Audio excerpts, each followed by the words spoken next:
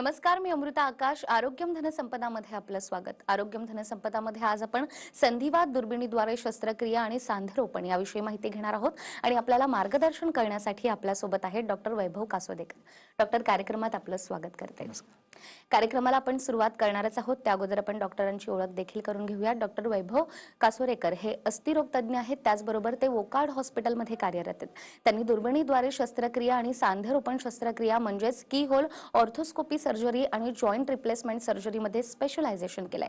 गेल्या 20 वर्षापासून डॉक्टर या क्षेत्रात कार्यरत असून सुमारे 8,000 सांधेरोपण आणि दुर्बिणीद्वारे शस्त्रक्रिया डॉक्टरांनी केली आहे. 2021 मध्ये बेस्ट जॉइंट रिप्लेसमेंट सर्जन म्हणून आउटलुक हेल्थमध्ये त्यांचा उल्लेख करून त्यांना सन्मानितही करण्यात आलाय. त्याचबरोबर 2020 मध्ये इंडिया टुडेत देखील त्यांचा उल्लेख करण्यात आलाय. Times health care leader in medicine and technology award देऊन त्यांचा सत्कार देखील करण्यात आलाय. डॉक्टरांनी त्यांचं प्रशिक्षण मुंबईतील केम रुग्णालयात घेतलं असून डॉक्टरांना फेलोशिप मिळालेली आहे. डॉक्टरांनी त्यांचं पुढचं शिक्षण ऑस्ट्रेलिया, UK, कॅनडामधून देखील घेतलेलं आहे. डॉक्टर, हा परिचय पाहिल्यानंतर खरं तर गेल्या अनेक वर्षांपासूनचा या विषयात तुमचा हातखंडा आहे. संधिवात म्हटलं तर अनेकांच्या मनामध्ये भीती येते की आता संधिवात झालाय.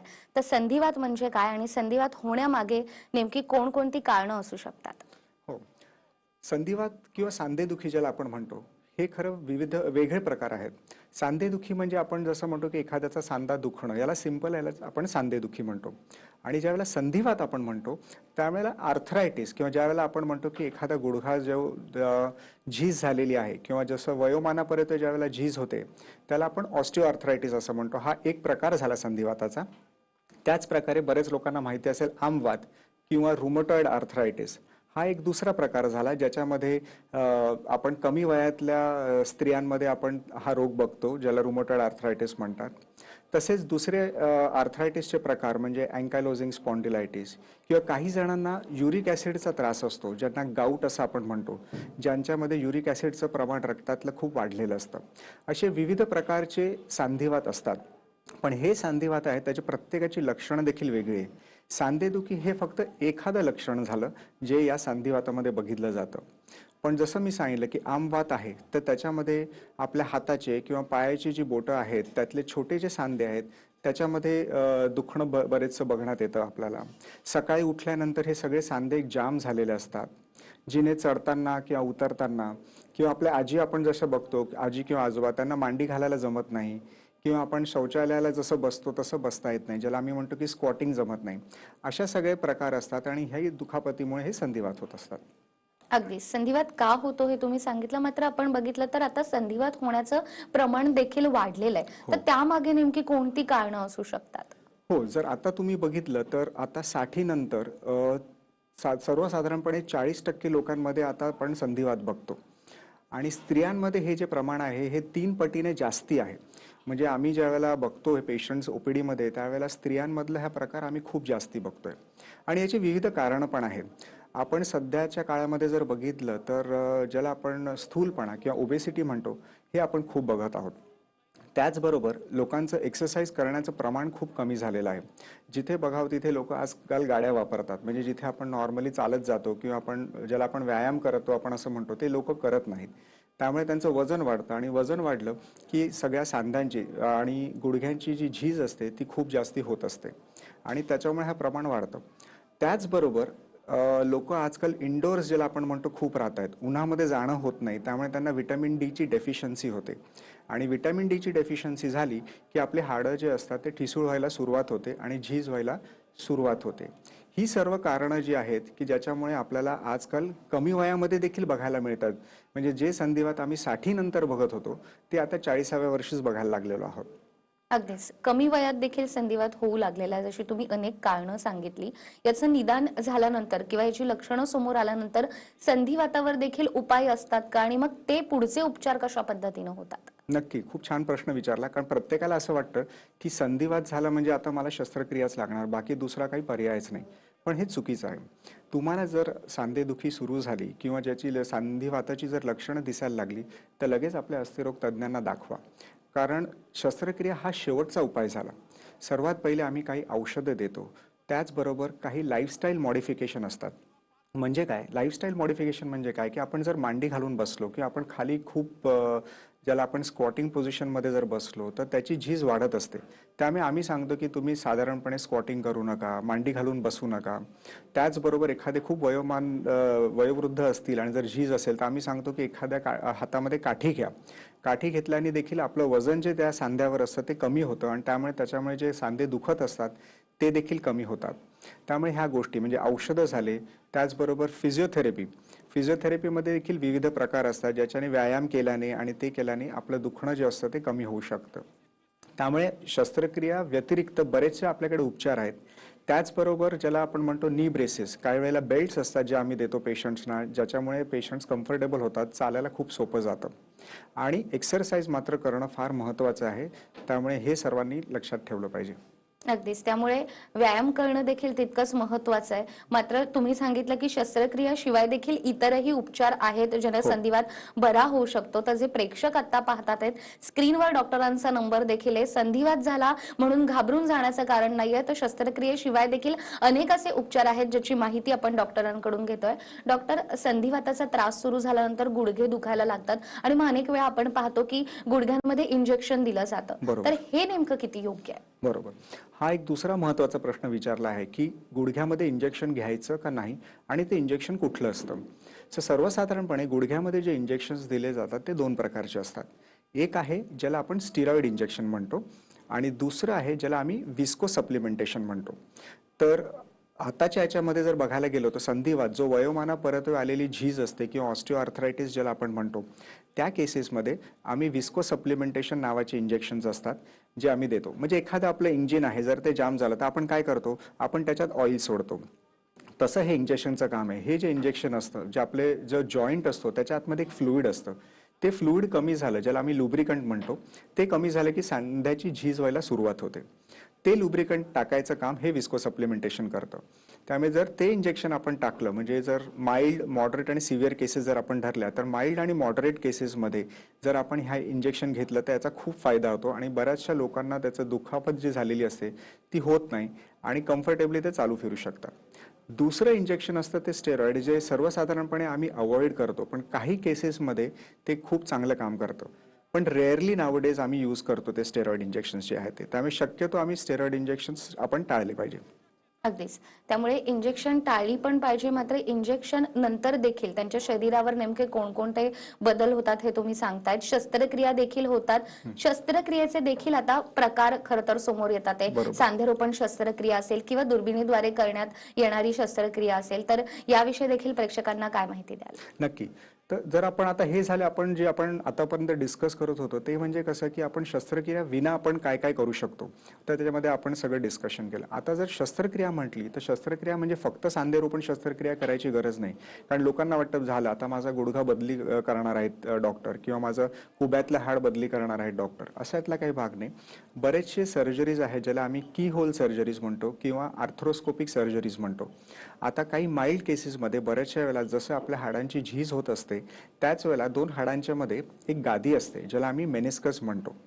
ती मेनिस्कस बऱ्याच वेळेला फाटलेलं असतं आणि या माइल्ड केसेसमध्ये जिथे मेनिस्कल इंजरी झालेली असते किंवा मेनिस्कस फाटलेलं असतं, गादी फाटलेली असते, त्या केसेसमध्ये दुर्बिणीद्वारे शस्त्रक्रिया केली जाते, जी आपण म्हणतो अशी डे केअर सर्जरी आहे. म्हणजे सकाळी येऊन संध्याकाळी पेशंट घरी जातात आणि त्याच्यामध्ये आपण जी फाटलेली गादी आहे त्याला आपण व्यवस्थित करतो आणि जी झीज झालेली आहे त्याला आपण ती झीज कमी करतो किंवा ज्याला आर्थ्रोस्कोपिक लवाज म्हणतो किंवा वॉश म्हणतो ते करून त्याला आपण शक्यतो जितकं आपल्याला गुळगुळीत बनवता येईल तेवढं आपण त्याला बनवतो, ज्याच्यामुळे यांचं जे दुखणं चाललं जातं आणि चालणं फिरणं सोपं जातं. ही झाली एक शस्त्रक्रिया. हे माइल्ड केसेसमध्ये हे आम्ही दुर्बिणीद्वारे शस्त्रक्रिया करतो. दुसरी जी झाली ती म्हणजे ऑस्टिओटॉमी. म्हणजे काय, बऱ्याच वेळेला झीज जास्ती नसते पण लोकांच्या पायाला बाक खूप आलेला असतो. म्हणजे तुम्ही जर बघितलं असेल की चालताना एखाद्या आजीचा किंवा आजोबांचे पाय एकदम गोल आकारात झालेले असतात, जे सरळ असायला पाहिजे आपले ते गोल आकारात झालेले असतात. त्यांच्यामध्ये अलाइनमेंटचा प्रॉब्लेम असतो. आपण गाडीचं कसं अलाइनमेंट करतो की गाडीचं एखाद्या वेळेला आपण व्हीलचे जे असतं आपण अलाइनमेंट करतो, म्हणजे गाडीचं टायर जे आहे ते घासलं जात नाही. सिमिलरली गुडघ्याचं आम्ही अलाइनमेंट करतो, ज्याच्यामुळे जी झीज होत असते ती होत नाही. याला आम्ही म्हणतो ऑस्टिओटॉमी, म्हणजे ज्याला आम्ही जो गुडघ्याचा बाक आलेला सरळ करत असतो. ही झाली दुसरी शस्त्रक्रिया. आणि लास्ट ज्या वेळेला खूपच जास्ती झीज झालेली असते की खुर्चा उरलेलाच नसतो. खुर्चा म्हणजे कार्टिलेज, ज्याच्यामुळे आपण जी झीज झालेली असते खुर्च्याची, ज्याच्यामुळे आपलं दुखणं असतं, ते जर कंप्लीट गेलेलं असेल आणि हाडावर हाड कंप्लीट घासलं जात असेल आणि दुखापत खूप जास्ती असेल, तर मात्र आपल्याला सांधेरोपण शस्त्रक्रिया करावी लागते. पण हे झालं लास्ट रिसॉर्ट. आणि सांधेरोपण शस्त्रक्रिया देखील आता 100% यशस्वी होतात. त्यामुळे काही घाबरण्याचं काहीच कारण नाही. अगदीच. या शस्त्रक्रियेबद्दल बोलत असताना आपण अनेकदा ऐकतो स्टेम सेल थेरपी बद्दल. तर बरोबर. या थेरपीचा देखील आपल्याला कितपत फायदा होऊ शकतो? नक्की. आता स्टेम सेल थेरपी हा प्रश्न खूपच मोठा आहे, पण तरी मी थोडक्यात तुम्हाला समजावतो.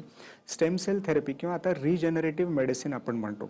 या केसेसमध्ये काय होतं, की आपण एखादं जे आपलं खुर्चा घासला गेलेला आहे, ते जे कार्टिलेज सेल्स आहेत, ते आपण नव्याने करण्याचे प्रयत्न करतो. म्हणजे पेशंटच्या शरीरातनं जे कार्टिलेज आहे, ते आम्ही कृत्रिमरित्या त्याचं ज्याला आम्ही म्हणतो, की आम्ही कल्टिवेट करतो आणि नंतर जिथे झीज झालेली आहे, तिथे आम्ही ते पुन्हा प्रत्यारोपण करतो त्याचं, ज्याच्यामुळे ते नवीन सेल्स निर्माण होतात आणि जी झीज झालेली असते ती त्याला आपण कंट्रोलमध्ये आणू शकतो. याला म्हणतात रिजेनरेटिव्ह थेरपी किंवा stem cell therapy. Stem cell थेरपीमध्ये पण वेगवेगळे प्रकार आहेत. बरेच वेळा तुम्ही ऐकले असेल की PRP म्हणजे प्लेटलेट रिच प्लाझ्मा जे आहे ते दिलं जातं. हे सेल्स असे आहेत की ज्याच्यामुळे तुमचं दुखणंही कमी होतं आणि बऱ्याचशा वेळेला जे कार्टिलेज जे आहे ते तुमचं ज्या पद्धतीने किंवा ज्या रेटनी डिग्रेडेशन होत असतं किंवा डिजनरेशन होत असतं त्याला ते कमी करतं, ज्यामुळे तुमचा जो सांधा असेल तो जास्ती दिवस टिकू शकतो. अगदीच. त्यामुळे सांधा टिकवून ठेवायचा असेल तर ही थेरपी देखील किती महत्त्वाची आहे नक्कीच. याबद्दल तुम्ही सांगतायत. आपण शस्त्रक्रियेबद्दल बोलतोय. सांधेरोपण शस्त्रक्रिया करताना त्याची संपूर्ण प्रक्रिया कशा पद्धतीनं होत असते? नक्की. आता सांधेरोपण शस्त्रक्रिया ज्याला आपण म्हणतो किंवा समजा आपण बघूया नी रिप्लेसमेंटला. नी रिप्लेस म्हणजे काय, की सर्वसाधारण माणसाला असं वाटतं की माझा सांधा काढून घेणार आणि तो दुसरा सांधा टाकणार, म्हणजे हे ऐकूनच त्याला खूप भीती वाटते. पण ॲक्च्युली आम्ही तुमचा सांधा काढत नसतो. त्या सांध्याची जी झीज झाली असते त्याला एक पर्टिक्युलर शेप देऊन एक कॅप बसवली जाते, ज्याला आपण नी रिप्लेसमेंट म्हणतो. तर आपल्या मांडीतलं हाड आणि खालचं हाड या दोन्ही हाडांना आम्ही कॅप बसवतो आणि त्या कॅपच्या मध्ये आम्ही एक प्लास्टिकची एक चकती असते किंवा ज्याला पॉलिइथिलीन म्हणतो आम्ही, ती टाकली जाते, ज्याच्यामुळे तुमचं जो सांधा जे हाडावर हाड जे घासलं जात होतं ते आता घासलं जात नाही आणि त्यामुळे तुमचं दुखणं कंप्लीट नाहीसं होतं. चालायला फिरायला सोपं जातं आणि जी अलाइनमेंट जो बाक आलेला असतो गुडघ्याला तो देखील करेक्ट केला जातो आणि तो पाय सरळ होतो. मूवमेंट सगळे तुम्ही करू शकतात. जिने चढू शकतात, उतरू शकतात, तुम्ही ट्रेननी जाऊ शकतात, बसनी जाऊ शकतात, प्लेननी ट्रॅव्हल करू शकतात, सगळ्या गोष्टी करू शकता तुम्ही. फक्त 2 गोष्टी ज्याला आम्ही वर्ज्य करतो, ते म्हणजे खाली मांडी घालून बसणं आणि टॉयलेटला ज्याला आम्ही म्हणतो की तुम्ही कमोड वापरा, इंडियन टॉयलेट वापरू नका. कारण जसं देवाने दिलेला सांधा घासला जातोय तसा हा कृत्रिम सांधा पण घासला जाऊ शकतो आणि जर आपल्याला हा कृत्रिम सांधा टिकवायचा असेल जास्ती वर्ष, तर या 2 गोष्टी वर्ज्य करावी लागतात.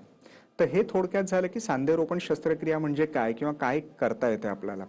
आणि मग त्याच्यामध्ये आपण जर बघितलं तर मग विविध प्रकार आहेत, ज्याच्यामध्ये समजा आपण गुडघ्याची करू शकतो शस्त्रक्रिया किंवा कुब्यातल्या हाडाची झीज झाली असेल तर कुब्यातल्या हाडात देखील आपल्याला बदली करता येतात. हाड आपल्या शरीरामध्ये जसं एल्बो जॉईंट आहे, शोल्डर जॉईंट आहे, हे सगळे जॉईंट्स आपण रिप्लेस करू शकतो जर वातामुळे ते खूप खराब झाले असतील तर. म्हणजे ज्याला आम्ही म्हणतो एंड स्टेज आर्थरायटिस किंवा ॲडव्हान्स्ड आर्थरायटिस असेल तर या सगळ्या सांध्यांची शस्त्रक्रिया करता येते. मग ते शोल्डर असो, एल्बो असो, रिस्ट असो, हिप जॉईंट असो किंवा नी जॉईंट असो. अगदीच. त्यामुळे सांध्यांचा किंवा गुडघ्यांचा जर त्रास होत असेल तर नेमक्या कोणकोणत्या शस्त्रक्रिया होऊ शकतात याविषयी खरं तर डॉक्टर आपल्याला माहिती देतात आहेत. याच विषयासंदर्भात आपण डॉक्टरांकडून आणखीनही माहिती घेणार आहोत एका छोट्याशा ब्रेकनंतर. ब्रेकनंतर पुन्हा एकदा आरोग्यम धनसंपदामध्ये आपलं स्वागत. आज आपण संधिवात दुर्बिणीद्वारे शस्त्रक्रिया याविषयी अधिक माहिती घेतोय आणि आपल्याला मार्गदर्शन करतायत डॉक्टर वैभव कासोदेकर. डॉक्टर पुन्हा एकदा आपलं स्वागत करते. थँक्यू. ब्रेकवर जाण्यापूर्वी जसं तुम्ही सांगितलं की संधिवात असेल किंवा गुडघ्याचा त्रास असेल तर शस्त्रक्रिया होऊ शकतात. सांधेरोपण शस्त्रक्रियेविषयी आपण बोललो. मात्र आता त्यात देखील अत्याधुनिक उपचार पद्धती आलेल्या आहेत. अत्याधुनिक उपचार पद्धतीनं आता कमी वेळात देखील पेशंट घरी जाऊ शकतात आणि उपचार होऊ शकतात. याविषयी देखील तुम्ही काय सांगाल? हो, हा तर माझा अगदी फेवरेट प्रश्न आहे. अत्याधुनिकमध्ये जर बघायला गेलात तुम्ही तर काही गोष्टी आहेत ज्या फार महत्त्वाच्या असतात. पूर्वीला आम्ही जे इन्सिजन घ्यायचो, ज्यावेळेला आम्ही कट करायचो, ते साधारणपणे एक 10 इंचाचं कट करायचो आम्ही, इन्सिजन वगैरे जे असायचं. आता आम्ही सर्वसाधारणपणे 3 इंच म्हणजे ज्याला आम्ही मिनिमली इन्व्हेसिव्ह सर्जरी म्हणतो. त्या मिनिमली इन्व्हेसिव्ह सर्जरीमुळे काय होतं की तुमची रिकव्हरी खूप फास्ट होते. ज्याला आपण म्हणतो चालणं, आम्ही आज जर मी पेशंटला ऑपरेट केलं तर विदिन 3 to 4 आवर्समध्ये आम्ही पेशंटला उभं करून चालवतो आता, because of this minimally invasive surgery. त्याचबरोबर ज्याला आपण म्हणतो की कम्प्युटर नॅव्हिगेशन, म्हणजे आजकाल आम्ही कम्प्युटर नॅव्हिगेशनद्वारे शस्त्रक्रिया करतो, ज्याच्यामुळे आपली अलाइनमेंट जी असते ती एकदम ॲक्युरेट होते. आणि सर्वात नवीन आता ज्याला आम्ही म्हणतो त्याला एक रोबोटिक सर्जरीज, म्हणजे रोबोटिक नी रिप्लेसमेंट सर्जरीजमध्ये आम्ही एक रोबोचा हेल्प घेतो की ज्याच्यामुळे आमची ज्याला आपण बोन कटिंग ज्याला आम्ही म्हणतो ते सर्वात मिनिमम राहतं, ॲक्युरेसी एकदम 100% राहते आणि ज्याला रिकव्हरी म्हणतो ती सर्वात फास्ट राहते. त्यामुळे हे झाले नवीन प्रकार जे येत आहेत ते. त्याचबरोबर ज्याला आम्ही म्हणतो की इंजेक्शन्स जे आहेत, जे आम्ही म्हणत होतो ऑपरेशनच्या वेळेला आम्ही काही इंजेक्शन्स असे देतो गुडघ्यामध्ये की ज्याच्यामुळे दुखणं जे असतं ते कंप्लीट बरं होतं.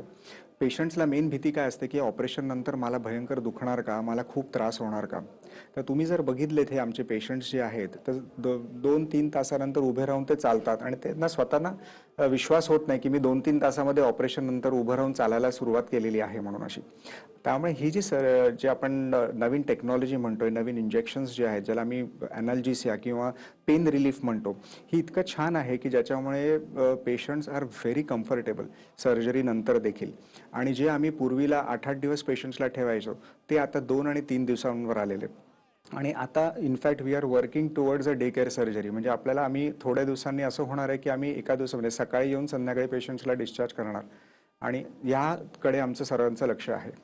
अगदीच. त्यामुळे कमीत कमी वेळामध्ये देखील सर्जरी होऊन पेशंट आपल्या घरी देखील जाऊ शकतात आणि अशी अनेक उदाहरणं खरं तर तुम्ही आतापर्यंत उपचार केलेल्या रुग्णांनी पाहिलेली आहेत. मात्र सध्या कोरोनाचा काळ सुरू आहे, त्यामुळे कुठेतरी पेशंटही हॉस्पिटलमध्ये जायला घाबरतात. मग ही शस्त्रक्रिया करणं तितकंच सेफ आहे का? नक्की. हा एक नवीन प्रश्न आहे जो आपल्या सर्वांनाच उद्भवलेला आहे की कोविडमुळे आता ऑपरेशन्स करायचे का नाही. तर कोविड जे आहे आता, कोविडच्या पूर्वीला ज्यावेळेला पीक होता त्यावेळेला आम्ही ही शस्त्रक्रिया आम्ही कम्प्लिटली थांबवली होती. म्हणजे ज्याला आम्ही जॉईंट रिप्लेसमेंट्स म्हणत होतो ते सगळेच थांबवले होते, 100% थांबवले होते. कारण हे इलेक्टिव्ह सर्जरीज आहेत, हे इमर्जन्सी सर्जरीज नव्हते. आणि आपल्याला कोविडसाठी लागणारे हॉस्पिटल्स जे होते त्याच्यामध्ये आम्ही फक्त कोविड पेशंट्स आणि इमर्जन्सी फ्रॅक्चरचे पेशंट्स किंवा ज्यांना खरोखर इमर्जन्सी आहे अशा लोकांना ऑपरेट करायचो. पण आता सर्व हॉस्पिटल्समध्ये आम्ही काही ज्या सोयी केलेल्या आहेत, separation of Covid non Covid patients केलेले आहेत किंवा ज्याला फास्टर रिकव्हरीसाठी ज्या काही गोष्टी आहेत त्या सगळ्या हॉस्पिटल्समध्ये अवेलेबल आहेत. त्यामुळे ही जी सर्जरीज आहे आमचं रुटीन चालू झालं, सर्वसाधारणपणे नोव्हेंबर-डिसेंबरपासून सगळे रुटीन सर्जरी सुरू झालेल्या आहेत. आणि आता तर ज्याला आपण म्हणतो प्री कोविड फेजमध्ये जसे आम्ही सर्जरीज करत होतो तशा सर्व सर्जरीज करतोय. त्यामुळे सगळ्या हॉस्पिटल्समध्ये ते प्रिकॉशन्स घेतले जातात. आम्ही आमच्या पेशंट्सला पण सांगतो, जे आपले गव्हर्नमेंट प्रत्येक वेळेला सांगत जातं, ते सगळे आपण नियम पाळायचे आणि हॉस्पिटलला येऊन आपण ही सर्जरी डेफिनेटली करू शकतो. त्याला घाबरण्यासारखं काहीही नाही. अगदीच. त्यामुळे ज्यांना संधिवात किंवा सांधेरोपण करायचं असेल, असा कोणता त्रास असेल तर नक्कीच तुम्ही हॉस्पिटलमध्ये जाऊ शकतात. कारण कोरोनाच्या काळात देखील शस्त्रक्रिया करताना हॉस्पिटलकडून आणि डॉक्टरांकडून योग्य ती काळजी घेतली जाते. स्क्रीनवर डॉक्टरांचा आणि हॉस्पिटलचा नंबर देखील आहे, नक्कीच तुम्ही डॉक्टरांशी संपर्क करू शकतात. डॉक्टर, जसं तुम्ही आता सांगितलं की कोरोनाच्या काळात तर शस्त्रक्रिया करता येऊ शकते, मात्र पेशंटकडून असा प्रश्न येतो की आम्ही एकाच वेळेला दोन्ही गुडघ्यांची देखील शस्त्रक्रिया करू शकतो का, एकत्र ते शक्य आहे का? तर अशा वेळेला तुम्ही काय सांगाल? हा एक प्रश्न आहे जो मला प्रत्येक पेशंट विचारतो. कारण जनरली सर्व पेशंट्सना दोन्ही गुडघ्यांचा त्रास असतो. असं कधी होत नाही की एकाच गुडघ्याचा त्रास झालेला. एखाद्या वेळेला दुखापत झाली असेल किंवा काही ॲक्सिडेंट झाला असेल तर युनिलॅटरल ज्याला आम्ही म्हणतो किंवा एकाच गुडघ्याचा त्रास असतो. पण सर्वसाधारणपणे दोन्ही गुडघ्यांचा त्रास असतो. तर हे जे डिसिजन असतं हे काही टेस्ट वगैरे करून झाल्यानंतर आम्ही डिसाईड करतो. जर एखादा यंगर पेशंट्स, म्हणजे समजा 60तला पेशंट असेल त्याला आम्ही यंग म्हणतो, कारण आम्ही ही शस्त्रक्रिया 90+ केसमध्ये पण आम्ही केलेली आहे, 95ला पण मी केलेली आहे या सर्जरीज. पण एखादा यंग पेशंट असतो ज्याला आम्ही म्हणतो कोमॉर्बिडिटीज नाही. कोमॉर्बिडिटीज म्हणजे काय की बाबा एखाद्याला डायबिटीज, ब्लड प्रेशर, हार्टचा त्रास किंवा किडनीचा त्रास हे जर नसलेत आणि जर ज्याला आपण म्हणतो मेडिकली कम्प्लिटली फिट असतील तर आम्ही दोन्ही गुडघ्यांच्या शस्त्रक्रिया एकत्र करतो.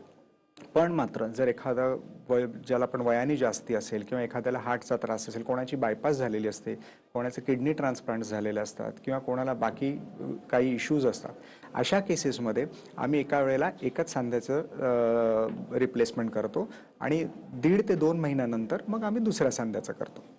अगदीच. त्यामुळे या शस्त्रक्रियेनंतर अनेक वेळेला आपण पाहतो, की आमचे पाय खूप दुखतात आहेत, अशी देखील पेशंट कंप्लेंट करतात शस्त्रक्रिया पूर्ण झाल्यानंतर. तर हा पाय खरंच दुखतो का? आणि मग त्याच्यासाठी पण काय उपाय आहेत का? नक्की. ऑपरेशनचं मी जसं सांगितलं आधी, की प्रत्येकाला भीती अशी असते, की ऑपरेशन नंतर भयंकर पाय दुखणार. पण असं काही होत नाही. कारण ज्याला मी सांगितलं, की आम्ही इंट्रा आर्टिक्युलर इंजेक्शन्स असतात. म्हणजे ऑपरेशनच्या वेळेचे मी म्हणतोय. ऑपरेशनमध्ये इंजेक्शन्स दिले जातात आणि ज्याला आम्ही म्हणतो, की ॲनेस्थेसिया इतका ॲडव्हान्स झालेला आहे, की याच्यामध्ये पेशंट्स आर व्हेरी कम्फर्टेबल. आता ऑपरेशन झाल्यानंतर जे थोडंफार दुखणं, ज्याला ऑपरेशनचं दुखणं म्हणतात, ते काही दिवसांसाठी असतं. जे आम्ही सर्व पेशंट्सना सांगतो, की हो, ऑपरेशन झाल्यानंतर काही थोडे दिवसांसाठी जसं आपण एखादी सर्जरी झाली किंवा एखादा आपल्याला इजा झाली, तर ते थोड्या दिवसांसाठी दुखतं आणि नंतर ते दुखणं चाललं जातं. सो नी रिप्लेसमेंटचंही सेम आहे, की थोड्या दिवसांसाठी तुमचं ते दुखणं असतं. कारण शेवटी आपण कृत्रिम सांधा आतमध्ये टाकत असतो. ते आपल्या शरीराचा भाग नसतो. तो शरीराला एक्सेप्ट करायला थोडा वेळ जातो. तर सर्वसाधारणपणे की थोडंफार दुखणं असतं जे सहन करण्याइतपत असतं. पण महिनाभरामध्ये पेशंट इतका कम्फर्टेबल होतो, की तो स्वतःच येऊन सांगतो, की आता तुम्ही माझं दुसऱ्या गुडघ्याची सर्जरी करा, जर मी एखादी केली असेल तर. त्यामुळे घाबरण्यासारखं असं काहीच नाही या सर्जरीमध्ये, की दुखणं जे असतं याचं ज्याला आपण म्हणतो, की खूप मोठं काही करण्यासारखं काही नाही आहे. आपल्याकडे सगळे उपचार पद्धती आहेत, औषधं आहेत, ज्याच्याने हे तुमचं पेन कंट्रोल करता येईल.